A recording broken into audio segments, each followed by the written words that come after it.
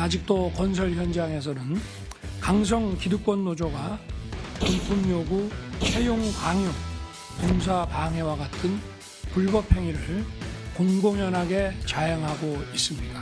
그 피해는 국민에게 전가되고 있습니다.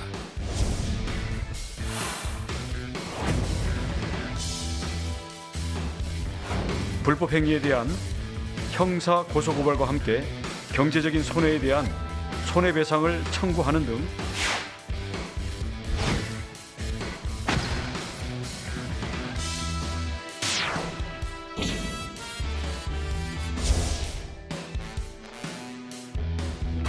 폭력과 불법을 보고서도 이를 방치한다면 국가라고 할 수 없습니다.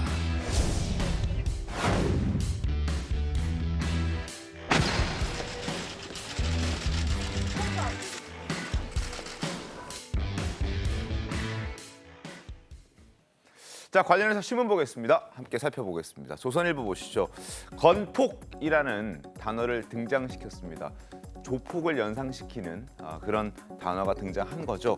윤석열 대통령이 건폭, 임기 내에 완전 근절하겠다. 불법 방치하는 기업에는 지원도 중단시키겠다. 이렇게 얘기하고 있습니다.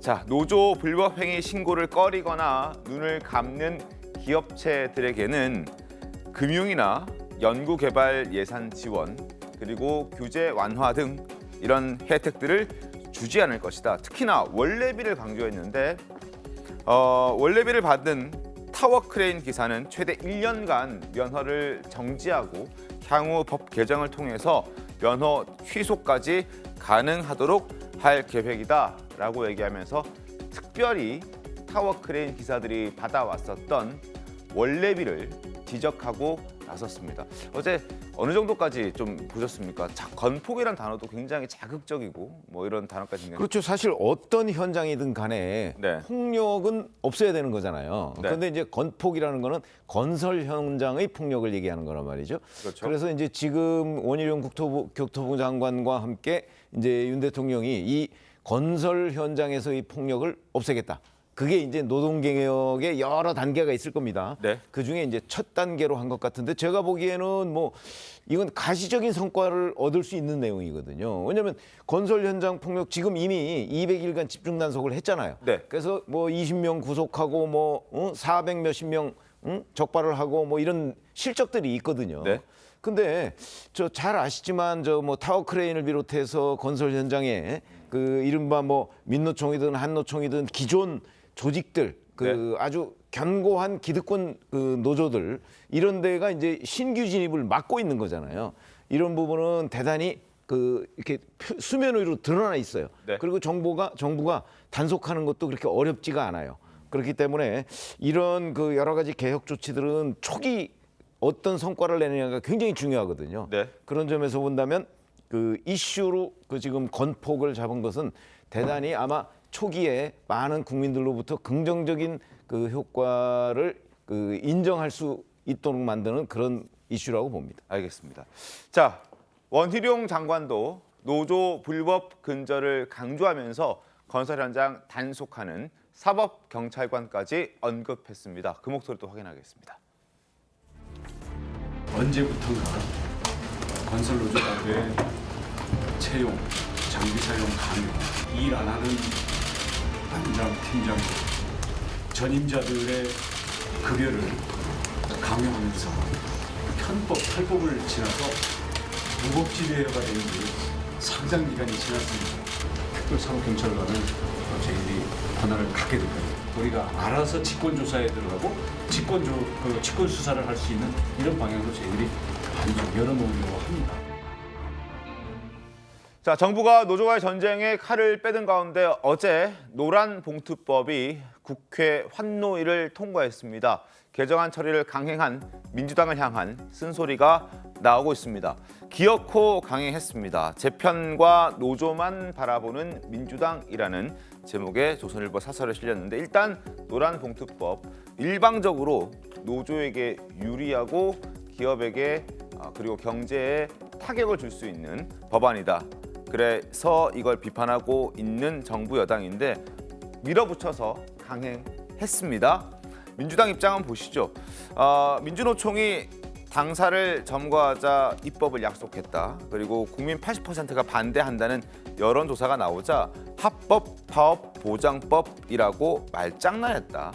기업과 경제는 외면한 채 자신들의 편인 민노총만 바라보고 있는 것이다.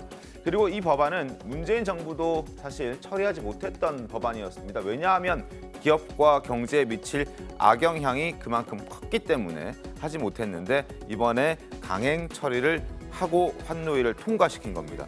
이미 지난해 말 민노총의 총파업으로 건설공사는 멈춰섰고 그리고 사상 최악의 물류 대란이 벌어지는 걸 많은 국민들 지켜봤고 경험하셨습니다. 막대한 경제 손실도 입었는데 그럼에도 불구하고 끝끝내 또 한 번 노란봉투법이라는 법안을 개정안을 지금 밀어붙이려고 하고 있습니다. 대통령도 거부권을 행사할 수밖에 없을 거라는 전망이 나오고 있는데 김광삼 변호사님 어제 법 개정 강행 어떻게 보셨습니까? 일단 민주당이 워낙 다수를 가지고 있기 때문에 물론 이제 법사위라는 또 하나의 장애물이 있지만 네. 아마 그걸 뛰어넘어서 이제 통과시킬 가능성이 좀 크다 이렇게 봅니다. 물론 대통령이 거부권을 행사할 가능성이 상당히 많기 때문에 이게 법으로 이게 개정되기는 쉽지 않다고는 봐요. 그런데 여러 가지 이제 문제점이 있을 수 있다고 봐요. 네. 왜냐하면 이 두가 지금 내용에 있어서 개정 내용이 어떻게 보면 노조, 특히 이제 민주노총 요구를 완전히 반영한 거다 이렇게 볼 수 있거든요. 그래서 지금 노란봉투법에 대해서 잘 이해가 안 가시는 분이 있겠지만 요약해서 얘기하면 이제 우리가 원청이 있고 하청이 있잖아요. 네. 그런데 이제 하청업체의 어떤 노조에서 하청업체와 관련된 여러 가지 어떤 문제점이랄지 근로조건이랄지 이런 게 문제가 있으면 그걸 원청업체 가서도 파업을 할 수 있는 거예요. 그래서 지난번 대우조선해양처럼 네. 원청회를 점거하고 그런 행위를 했었잖아요. 그렇게 되면 예를 들어 삼성전자랄지 네. 물론 이제 약간 실질적인 사용자를 볼 수 있는 없는 분야는 그 해석이 여전히 남아 있지만 대우조선해양이랄지 현대중공업 하청업체가 엄청 많잖아요.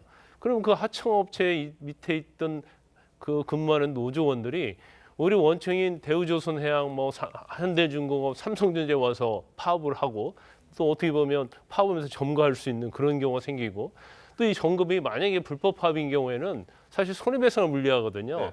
왜냐하면 파업의 범위, 쟁의의 범위, 노동조합법이랄지 근로조건법의 범위를 벗어나면 당연히 거기에 대한 것은 불법 행위가 되거든요. 그런데 지금 내용 자체는 개개인에 대해서 문제가 있으면 손해배상을 청구할 수 있다고 하기 때문에 예를 들어 500명이 와서 점거를 했어요. 그럼 개개인에 대해서 손해배상 물릴 수 있겠어요? 지금 관행은 전체가 연대 책임을 지도록 해가지고 이제 소송을 제기하는 거거든요. 그럼 결과적으로 손해배상 책임을 묻지 말라는 말하고 똑같기 때문에 사실 여당하고 그다음에 사실 경제계나 사용자 입장에서는 이제 반대할 수밖에 없는 그러한 법조항이다 이렇게 봅니다. 네, 네.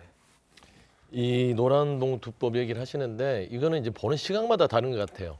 그러니까 기업의 입장에서 보면은 기업은 좀 이거 과한 법이다 할 수 있지만 정말 지금 말하는 아주 밑바닥에서 일하는 근로자들, 노동자들 내 입장에서는 너무나 본인들의 생존권이라든지 처우 개선 부분에 있어서는 반가운 법이겠죠. 두 축인 것 같아요. 하지만 지금 현재 윤석열 정부에서 보는 것은 기업 위주로 보기 때문에 이 노란봉투법에 대해서 극렬하게 반대를 하는 것 같고요. 그냥 아주 단순합니다.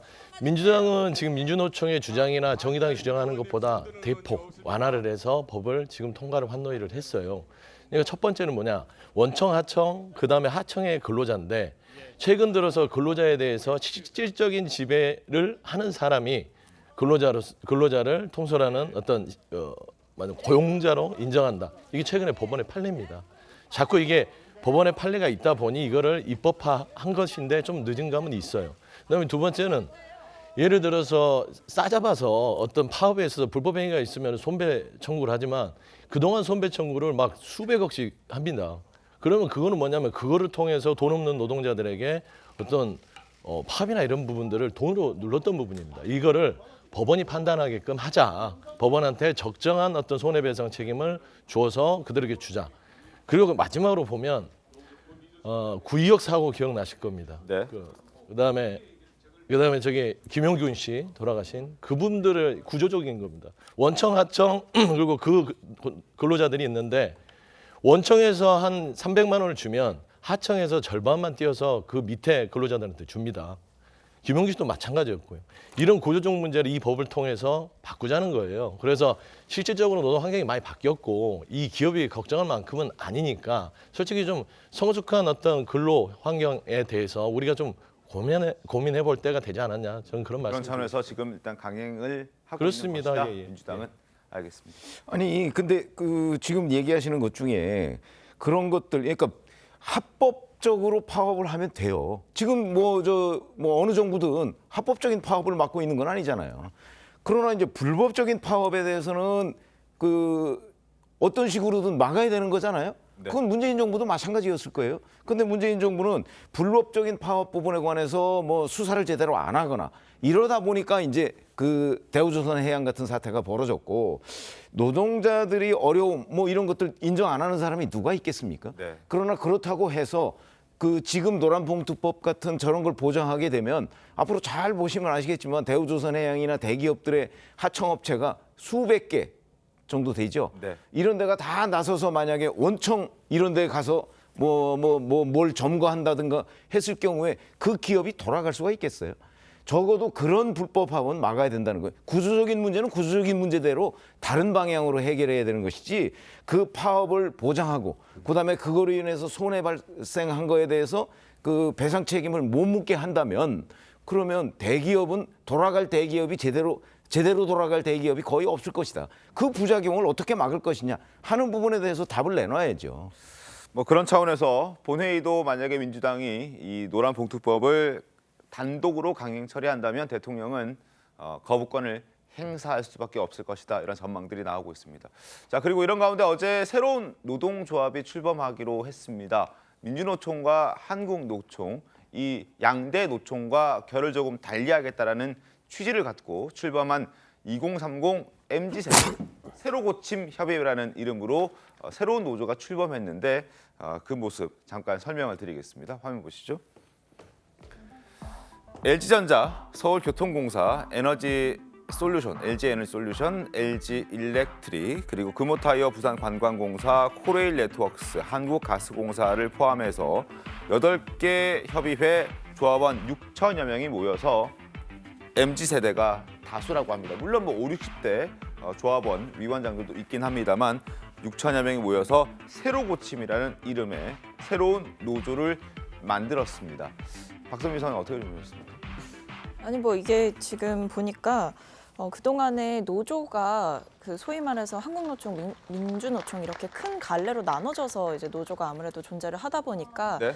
그 어느 쪽 집단에도 속하고 싶지 않은 회색지대가 분명히 존재했던 것 같아요. 그런 분들의 이제 요구를 또 한데 모여서 만들게 된 게 또 새로 고침 노동자 협의회가 아닐까라는 생각이 들고 보면 이제 주로 나왔던 메시지가 정치적인 행위보다 실질적인 노동 조건의 향상, 근로 조건의 향상에 이제 기여를 하겠다 이런 식으로 메시지를 내고 있는 것을 보면 네. 그동안 뭔가 이제 모여서 함께 투쟁하고 이런 집단 행동에 의의를 두기보다 실질적으로 이제 노동자들이 어떻게 본인들의 처우에 대해서 직접적으로 목소리를 더 효과적으로 낼 거냐라는 시각을 좀 젊은 시각에서 새롭게 제시할 수 있는 노조의 역할을 좀 할 수 있지 않을까 싶고요. 이제 막 출범을 했기 때문에 뭐 앞으로 어떤 행보를 보일지, 뭐 특정 노조와 또 어떻게 연대를 해나갈지 이런 부분들도 상당히 관심을 갖고 지켜봐야 될 부분이라고 생각합니다. 알겠습니다. 출범할 때 마음 변치 않고 그 취지를 잘 살려서 협동조합, 노동조합의 어떤 모습을 새롭게 보여주는 그런 노조가 됐으면 하는 바람을 좀 담아보겠습니다.